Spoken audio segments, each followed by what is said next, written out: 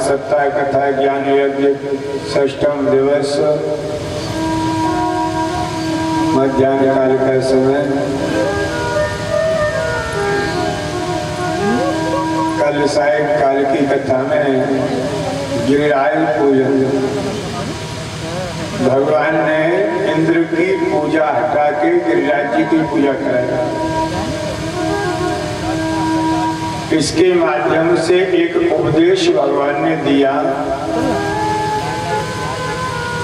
कि सबसे पहले अपने घर के स्थान के देवताओं को पूजो, उसके बाद किसी को पूजो। स्थान देवताभ्यो नमः, ग्राम देवताभ्यो नमः, कुल देवताभ्यो नमः, इष्ट देवताभ्यो नमः। ये अपने देवता होते हैं। पहले इनकी पूजा की जाए। इन्हें हम जानते नहीं हैं और पूज रहे वहां बद्रीनाथ केदारनाथ जाके। अरे भाई, कोई संकट आएगा, कोई विपत्ति आएगी तो उस समय यही देवता रक्षा करते हैं। दूर दूर के देवता यहाँ रक्षा करने नहीं आएंगे। भगवान ने विचार किया, इंद्र को पूजते हैं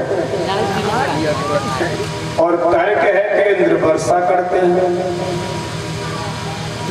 जबकि भगवान बाबा से कहते हैं बाबा ऐसा कुछ भी नहीं है, क्योंकि कर्मणा जायते जंतु कर्मेणैव विलीयते। जीव कर्म से तो जन्म लेता है और कर्म में विलीन हो जाता है, ऐसा सिद्धांत। फिर ये कहना है कि हम इंद्र की पूजा करेंगे तो वर्षा नहीं होगी, ऐसा तो नहीं है, क्योंकि लोग जहाँ इंद्र की पूजा नहीं करते वहाँ वर्षा नहीं होती है। वर्षा तो वहाँ भी होती है। बहुत सारे तर्क देने के बाद भगवान ने गिरिराज जी की पूजा कराई, गिरिराज महाराज की पूजा कराई और प्रकट किया। गिरिराज को श्री कृष्ण ने ही प्रकट किया। सारे ब्रजवासी एकजुट होकर गिरिराज महाराज की पूजा करते हैं। गिरिराज जी की बड़ी सुंदर कथा है सज्जनों। ये गिरिराज द्रोणगिरि के पुत्र हैं। इनकी कथा है कि एक बार पुलस्त ऋषि द्रोण के यहाँ गए। ये बड़े छोटे थे, गिरिराज बड़े सुंदर थे। तो पुलस्त ऋषि ने कहा, द्रोण ये पुत्र आप हमें दे दें, हम इसकी स्थापना काशी में करेंगे। अब अपने पुत्र को वो दे कैसे दें? दूसरी बात, मना करते हैं तो क्रोधी है, तुरंत शाप दे देंगे, देर लगेगी नहीं। ये बात द्रोण ने पुत्र के ऊपर ही छोड़ दी, गिरिराज के ऊपर छोड़ दी कि आप बात कर लें, वो जाना चाहे तो ले जाए, मुझे कोई परेशानी नहीं। पुलस्त ऋषि ने गिरिराज से कहा, गिरिराज हमारे साथ चलो, हम तुम्हारी स्थापना काशी में करेंगे, ऐसा हमारा विचार है। गिरिराज भी मना कैसे कर सकते हैं? उन्होंने कहा मैं तैयार हूं, पर एक शर्त के साथ। क्या है?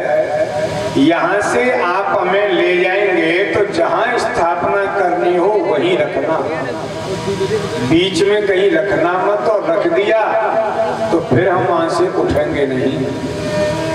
ये स्वीकार हो तो आप हमें ले चले। ठीक है। पुलस्त ऋषि गिरिराज को लेकर के चल दिए। चले जा रहे हैं, चले जा रहे हैं। ब्रज क्षेत्र आया जहां आज गिरिराज विराजमान है। गिरिराज जानते थे कि एक दिन वो होगा यहाँ राधा कृष्ण नित्य विहार करेंगे, अवतार लेंगे प्रभु, मुझे अवसर मिलेगा दर्शन करने का। वजन बढ़ा दिया, ऋषि थक गए, थकान के कारण गिरिराज जी को वहां विराजमान कर दिया जहां आज विराजमान। जब विराजमान कर दिया, पुनः ले जाने लगे, उठाने लगे, तो अब गिरिराज उठते नहीं है। पुलस्त ऋषि ने कहा गिरिराज उठो, चलो यहां से। गिरिराज ने कहा अब मैं उठूंगा नहीं, मैंने आपसे कहा था जहां रख दोगे बस वहीं रखा रह जाऊंगा, अब नहीं उठने वाला। बहुत प्रयास किया, कोशिश की, कहा कि भाई चलो नहीं तो परिणाम अच्छे नहीं होंगे, हमें क्रोध आ जाएगा कि आपको जो आ जाए सो आ जाए, हम नहीं जाएंगे तो नहीं जाएंगे। क्रोध आ गया पुलस्त ऋषि को और उन्होंने गिरिराज को शाप दे दिया सज्जन, और गिरिराज जी को शाप दिया पुलस्त ने, तुम एक एक तिल नित्य घटते चले जाओगे, जमीन में धंसते चले जाओगे, और एक दिन वो होगा गिरिराज कि तुम लोप हो जाओगे। गिरिराज ने शाप स्वीकार कर लिया, जैसी आपकी इच्छा, पर मैं जाऊंगा नहीं। गिरिराज आज भी एक एक तिल नीचे घटते जा रहे हैं, धंसते जा रहे हैं, और एक दिन वो आएगा कि गिरिराज एकदम लोप हो जाएंगे, लुप्त हो जाएंगे। आज जितना दर्शन हमें गिरिराज जी का हो रहा है वो फिर आगे नहीं हो पाएगा। शाप लगा है गिरिराज जी, ऐसी कथा है। गिरिराज महाराज की प्रकट कराया, उनकी पूजा कराई भगवान ने, और यही उपदेश दिया कि घर आए नाग न पूजिए, बामी पूजन जाए। घर के देवता को पूजते नहीं हैं और वहां इधर उधर तीर्थों में घूमते फिर रहे हैं, पूजते फिर रहे हैं, उससे क्या लाभ है? पहले यहाँ के देवता संतुष्ट हों, तब बाहर के देवताओं को पूजें। ये उपदेश इस कथा के माध्यम से श्री कृष्ण ने हम लोगों को दिया। और आगे बड़ी सुंदर कथा है। प्रातः काल का समय है, भगवान सो रहे हैं, एक गोपी आई, कहने लगी मैया हम दही बेचने जा रही हैं, लाला का मुख दिखा दो। लाल को मुख देखन में आई, काल मुख देख गई दही बेचन, जात ही गयो बिकाई। मुंह दिखा दो। कल मैं का मुख देख करके गई, जाते जाते सब दही बिक गया मेरा, और दिन ते दोनों लाभ भयो, घर काजर बचिया जाई।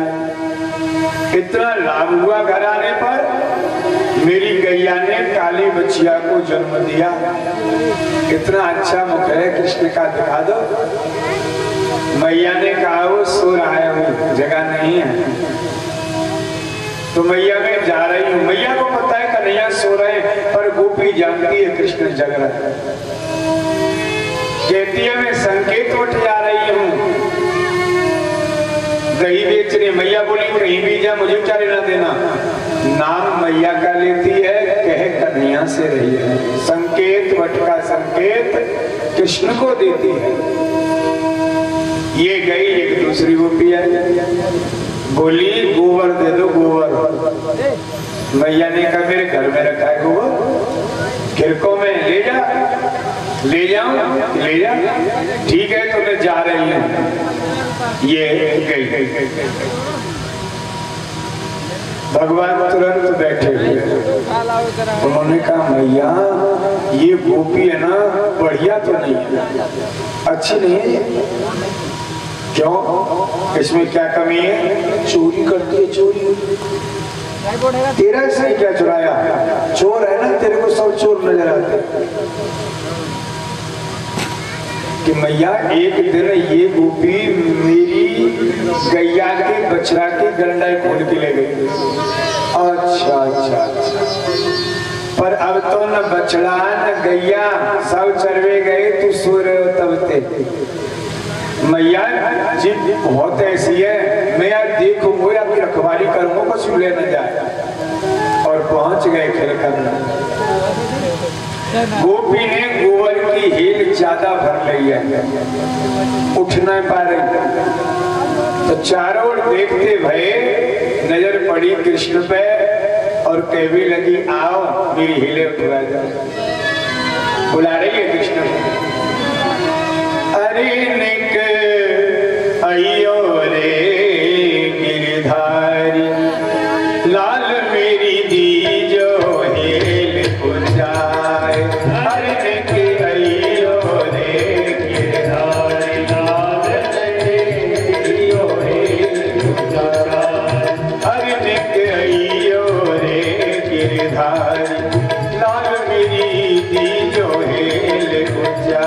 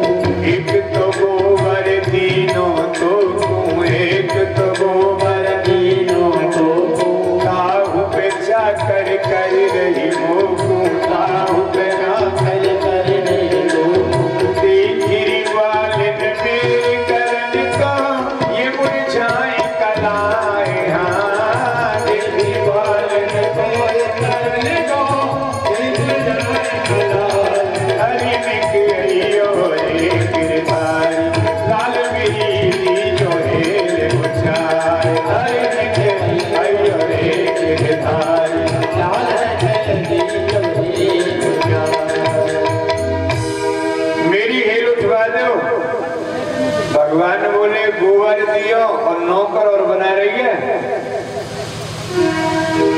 गोपी बोली सुनो माखन दूंगी माखन, हिल उठवा। भगवान बोले एक हिल पे कितना माखन मिलेगा? कि एक माखन को लौंदा मिलेगा आधी किलो को। माखन लोभी ब्रज रसिया, माखन दे दो कुछ भी करा। भगवान ने कहा गिनती कैसे होगी, हिसाब कैसे लगेगा? हिसाब लग जाएगा। आप एक हेल मेरे सिर पे रखवा दोगे ना तो मैं क्या करूंगी पता है? क्या करेगी? गोबर लेकर के उस हेल में से गोबर की बिंदी आपके श्री मुखार बिंद पे रख दूंगी। ठीक है? जितनी मुखार बिंद पे गोबर की बिंदी हो जाएगी उतने ही माखन के लौंदा मिलेंगे आपको। भगवान ने कहा तो लिखा पड़ी हमारे पास रहेगी। जी जी जी जी ठीक है। एक हेल उठवाई गोपी ने, एक गोबर की बिंदी भगवान के श्री मुखारविंद पे रख दी। ये तो गई, और भगवान विचार करते हैं चतुर श्रोमणी, एक गोपी ने रखी है, एक अपनी तरफ से रख लेते हैं, दो मां करके लौंदा हो जाएंगे, एक ही लुटवाएंगे हम। रख ली, फिर एक गोपी ले गई, फिर आपने रख ली, तीसरी ले गई, 6 बिंदी हो गए इस मुखारविंद पे गोबर की। सामने से श्रीमुख पे गोबर की बिंदी इतनी शोभा दे रही है कि देवता दर्शन करने लगे, कहते हैं वाह प्रभु वाह। अवतार बहुत देखे, श्रृंगार भी बहुत देखे, पर ये अवतार ये श्रृंगार पहली बार देख रहे हैं। यहाँ से तृप्ति होती नहीं है, पास में चलते हैं और देवता नीचे चले आए हैं दर्शन करने के लिए। हाथ जोड़ के कहते हैं गोमय मंडित गंड कपोलम कांच विभूषित नील निचोलम युग निर्योल विलोलित भालम नौ में सदा ब्रज भूषण वालम। हे ब्रज के भूषण, बड़े श्रृंगार देखे, बड़े अवतार देखे, पर ये श्रृंगार ये अवतार पहली बार हम देख रहे हैं। देखो रूप बाराह को अवतार नरसिंह को, बिहार कच्छ मच्छ के नीके लख पाए। देखो बट बामन को मुनि भेष श्री राम को, बल कल के चीर जटा जात ना भुलाए। द्वारिका सो राज्य देखो, त्रिलोकी साम्राज्य देखो, और बैकुंठ बेराज देखो, सबे देख आए हैं। ठाट बाट राजपाठ तिहारे निहारे नाथ, पर गोवर को ठाठ प्रेम आज लख पाए हैं। ये गोबर का श्रृंगार कभी नहीं देखा, पहली बार हम देख रहे हैं। राम रूप अवध में धर्यो त्रिलोकीनाथ, जहां कौशल्या मात नित श्रृंगार करे पठायो है। मिथिला पटरानी सो सिहानी मुखमंडल पे, कुमकुम मलय सुख सार सरसायो है। यहाँ नंद घरनी को विधि भाग्य नहीं बरन सके, नित्य नव श्रृंगार जिन गोपाल को धरायो है। और धन्य ब्रज गोपी जिन अद्भुत श्रृंगार कियो, लालन के गालन पे गोबर लगायो है। लालन के गालन पे गोबर लगायो है। महाराज, ऐसा श्रृंगार, ऐसा अवतार कभी नहीं देखा। भगवान ने कहा देख लिया हो तो जाओ, गोपी आने वाली है अभी। देवता कहते हैं यह सौभाग्य हमारा नहीं है जो इन प्यारी प्यारी छोटी छोटी लीलाओं का दर्शन कर सकें। ऐसे सौभाग्यशाली तो ब्रजवासी हैं जो इन लीलाओं का दर्शन करते हैं। ध्यान दें,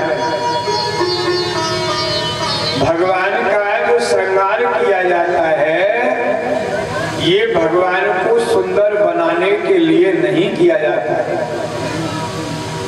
क्यों? क्योंकि भगवान अपने आप में इतने सुंदर हैं कि श्रृंगार की जरूरत नहीं है।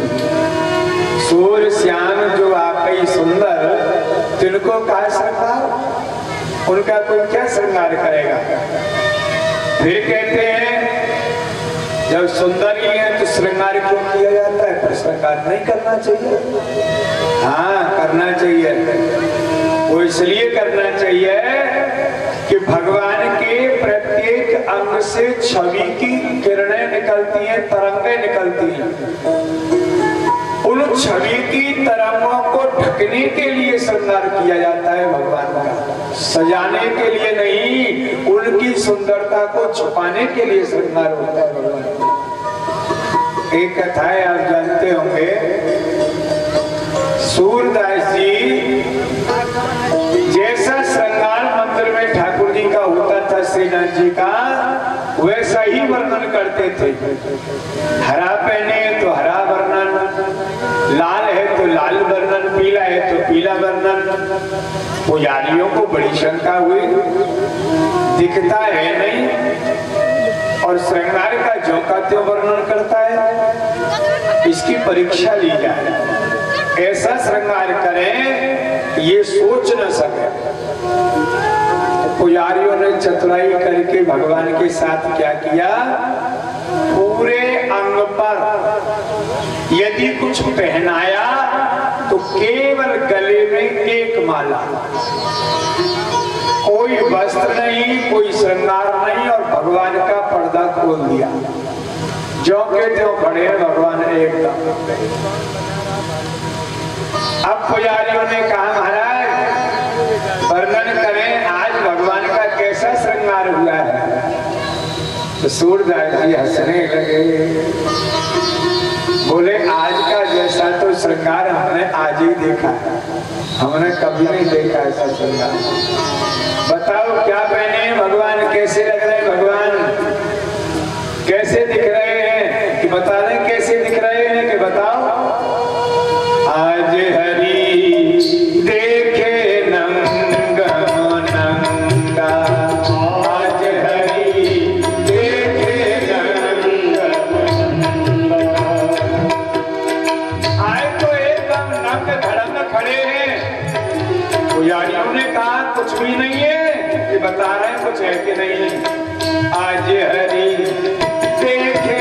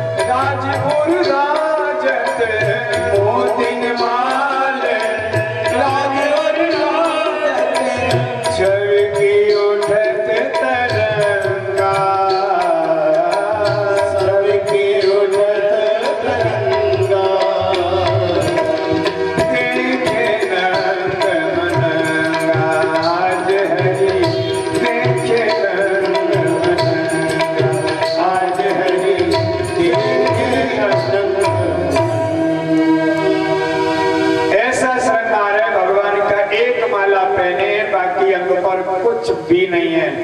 पुजारी जी दंडौती देने लगे, जय हो महाराज। आप देख कहां से लेते हैं, कैसे आपको पता पड़ती है। ऐसे श्री सूरदास तो भाव ये था कि भगवान का श्रृंगार भगवान को सुंदर बनाने के लिए नहीं, भगवान की सुंदरता को छुपाने के लिए किया जाता है। गोपी आई और कहने लगी मेरा काम हो गया। भगवान बोले अब मेरा काम कर। कितनी हेल हो गई कि तू ही गिन, कि बिंदी तो आपके मुखार बिंद पे 6 रखी हैं और हेल ले गई हूं 3। कि नहीं, बात ये हुई थी जितनी बिंदी होंगी उतने माखन के लौदा होंगे। अरे ये बात हुई थी पर हेल तो 3 ही गई है। नहीं, मुझे तो 6 माखन के लौदा चाहिए। गोपी ने कहा अब नहीं दूंगी एक भी। क्यों? आप बेईमानी कर रहे हो। 3 हेल ले गई हूं और 6 बता रहे हो। भगवान ने कहा मैंने आधी बेईमानी की, तू तो पूरी कर रही है। गोपी ने कहा हमारे घर से चुरा चुरा के खाते हो, कितना नुकसान करते हो, उसका हिसाब कौन करेगा? आप करोगे। आप ऐसी लीलाओं को कर देते हैं भगवान बीच बीच में। एकादश्याम निराहारः। एक बार बाबा नंद बाबा एकादशी व्रत रहे और द्वादशी तिथि में अतिशीघ्र स्नान करने को चल गए। बाबा वैसे भी रोज भी बहुत जल्दी स्नान करते थे, वो इसलिए कि यदि कृष्ण जग गए तो मुझे पूजा पाठ भी नहीं करने देंगे। एक बार की बात, बाबा शालिग्राम भगवान का भोग लगा रहे थे। लाला बैठे हैं, लाला को बोल दिया, बेटा तू मेरे भगवान से भोग से हाथ मत लगाना, भोग लगा रहा हूँ, मेरी आंख बंद है, तू ये हाथ जोड़ ले। भोग रखा है शालिग्राम भगवान के आगे, बाबा ने हाथ जोड़े, आंख बंद की, हे प्रभु भोग लगाइए, आपका है, आपके अर्पित है, ऐसे बाबा बोलने लगे। भगवान ने भोग से तो हाथ नहीं लगाया, पर शालिग्राम भगवान को उठा के मुंह में दबा लिया। बाबा ने आंखें खोली, भोग तो है पर भगवान नहीं है। लाला मेरे भगवान, मेरे शालिग्राम भगवान कहाँ है? अब भगवान तो मुंह में लगे हैं, कैसे कहते कि मुंह में? कहाँ है भगवान, कहाँ है? मुंह खोल। देखा तो मुंह में शालिग्राम भगवान बैठे थे। अरे तू, मैंने मना किया था कुछ भी हाथ मत लगाना, कि बाबा भोग के लिए कहा था, भोग को हाथ मत लगाना, ये थोड़ी कहा था भगवान को हाथ मत लगाना। पुनः स्नान कराया, तिलक चंदन किया, भोग लगा। एक बार तो बाबा स्नान करने गए, पीछे पीछे कृष्ण भी चले गए, बाबा को पता ही नहीं है। बाबा ने गोता लगाया, भगवान ने भी गोता लगाया, और ऐसा गोता लगाया कि डूबने लगे। बाबा का ध्यान गया, देखा कि लाला, अरे तू कब आ गया? इसलिए बाबा चाहते हैं कि जब तक ये जगह तब तक मेरा भजन पूजा हो जाए, नहीं कहो तो माला ही छीन के भाग जाए। ऐसा क्यों करते हैं पता है? ऐसा इसलिए करते हैं, भगवान बाबा मैं आपके पास हूँ, आप मेरे पास है, मेरे से अलग नहीं है, फिर भी किसका ध्यान कर रहे हैं, किसकी पूजा कर रहे हैं आप? आज द्वादशी तिथि में बाबा जल्दी स्नान करने को चले गए। देखो जल्दी नहाना तो चाहिए, पर इतना जल्दी भी नहीं नहाना चाहिए। ब्रह्म मुहूर्त से पहले नहाने का विधान नहीं है। बाबा ने ब्रह्म मुहूर्त से पहले गोता लगाया, और इससे वरुण देव का अपमान होता है। 12 और 4 के बीच में बताते हैं कोई नदी है, कुआं है, इन सबको नहीं छेड़ना चाहिए, ऐसा वर्णन है। बाबा ने गोता लगाया, वरुण के दूत आए और बाबा को पकड़ के ले गए, वरुण लोक में ले गए। यहाँ सुबह हुआ, बाबा घर नहीं पहुंचे, नहीं पहुंचे तो बड़ी चिंता लगी, क्या हुआ, कहाँ गए? मैया भी बड़ी चिंतित हैं। लाला जगे, बोले मैया क्या बात है? नहीं बेटा कोई बात नहीं, बताओ तो। लाला बाबा गए हैं, अभी तक आए नहीं, बड़ा जल्दी स्नान करने को गए थे, पर अभी तक लौटे नहीं, मैं सोच रही हूँ क्या हुआ। भगवान कहते हैं बाबा जहाँ गए हैं वो मुझे पता है। तुझे पता है कि हाँ? लिया तो बाबा। श्री कृष्ण वरुण लोक में जाते हैं, वरुण देव ने इनका स्वागत किया, सम्मान किया। बोले हमारे बाबा कहाँ हैं?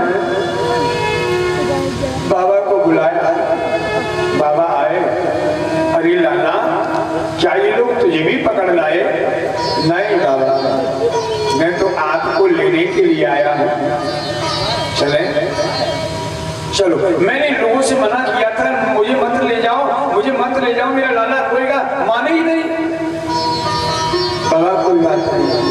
वरुण देव हाथ जोड़ के कहते हैं प्रभु, यद्यपि मेरे अनुचरों ने ये ठीक नहीं किया कि आपके पिता को पकड़ लाए, पर ये क्षमा करने योग्य अपराध है। यदि आपके पिता को पकड़ के नहीं लाते तो आप मेरे लोक में क्यों आते? आप आए, मेरा लोक धन्य हो गया, बड़ी कृपा आपकी हुई। बाबा से कृष्ण कहते हैं आंखें बंद करो बाबा। बाबा ने आंखें बंद की और खोली तो कहाँ खड़े हैं? कि यमुना किनारे खड़े हैं वृंदावन। यह वृत्तांत बाबा ने सबको बताया। और कहा लाला वहां पहुंच गया ब्रह्मलोक में और वहां जाकर के बैठ गया, उस आसन पर बैठा जहां वो राजा बैठता था ब्रह्मदेव। उसने आरती की, पूजा की, भोग लगाया, बड़ी सेवा कर रहे थे इसकी। कृष्ण भगवान स्वयं, श्री कृष्ण स्वयं भगवान है, भगवान।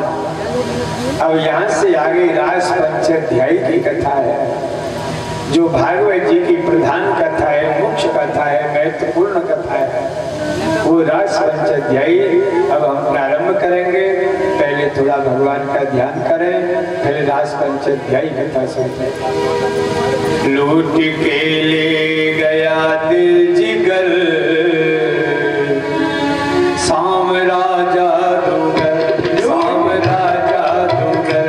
लूट के ले गया दिल जिगर, साम राजा दुगर, साम राजा दुगर। लूट के ले गया दिल जिगर, साम राजा दुगर, साम राजा दुगर। लूट के ले गया दिल जिगर, साम राजा दुगर, साम राजा दुगर। सामरा मेरा सामरा, सामरा मेरा सामरा, सामरा मेरा सामरा, सामरा मेरा सामरा। लूट के ले गया दिल जिगर, साम राजा दुगर, साम राजा दुगर। लूट के ले गया दिल जिगर, साम राजा दुगर, साम राजा दुगर।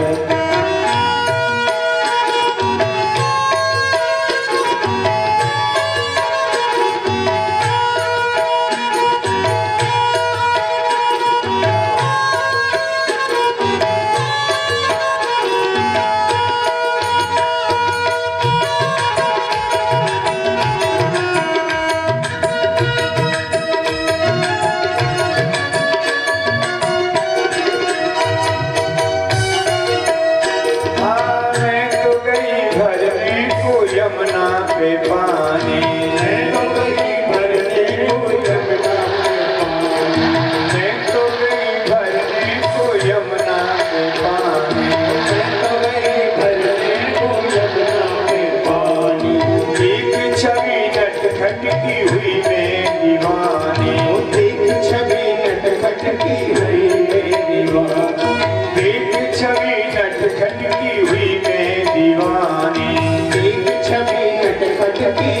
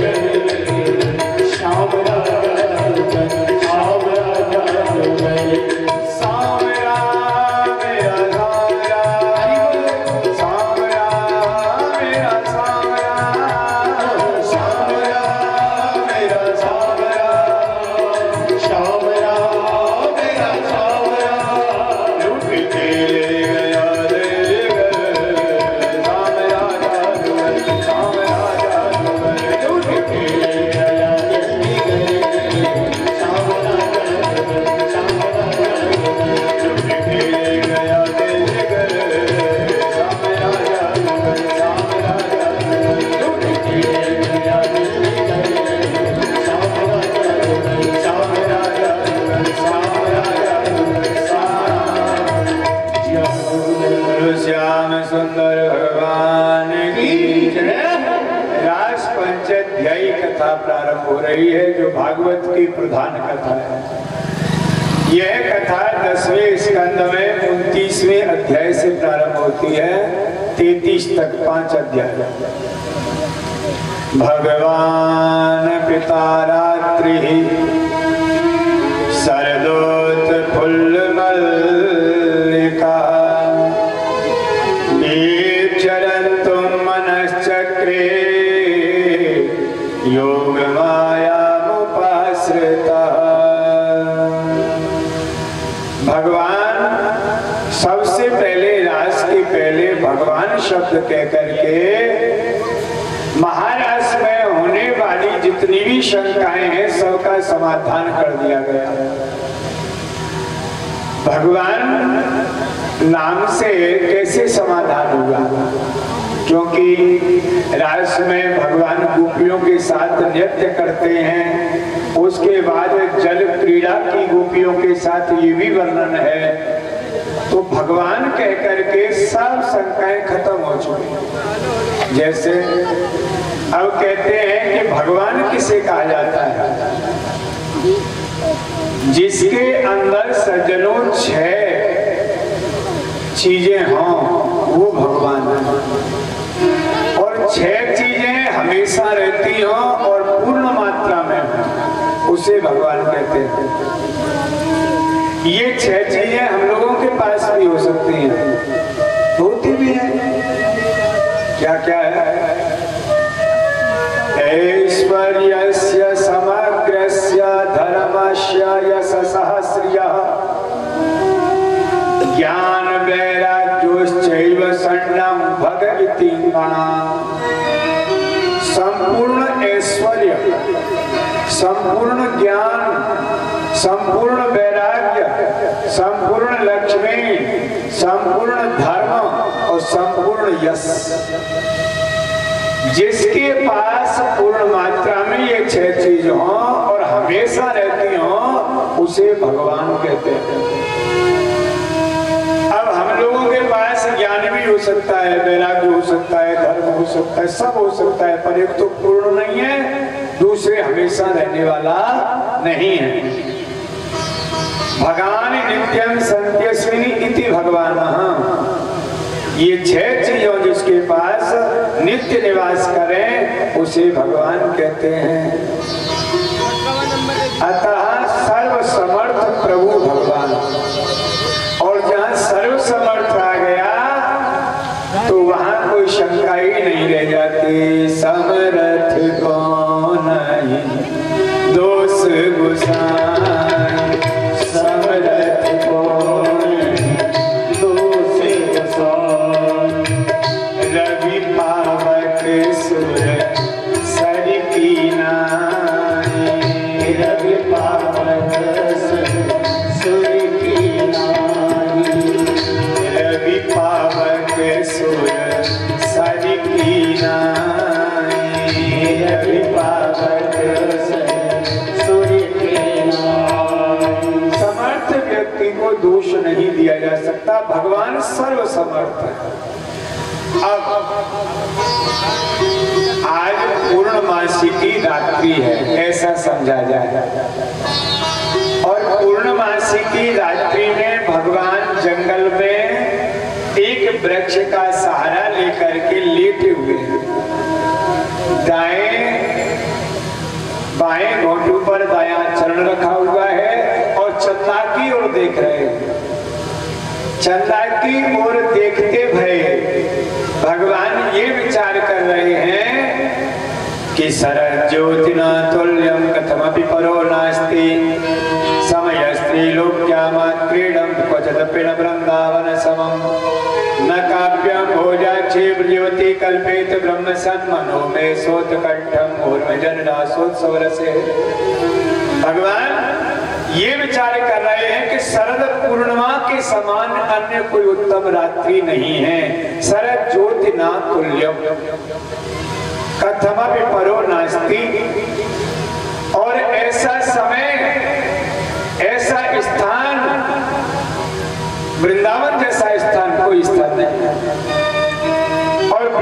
गोपियों के समान कोई कमल नैनी भामिनी नहीं है। ऐसा सुंदर देश काल और पात्र पा करके मेरे हृदय में ये इच्छा, उत्कंठा, अभिलाषा होती है कि मैं महारास लीला करूं। ऐसा भगवान विचार कर रहा है।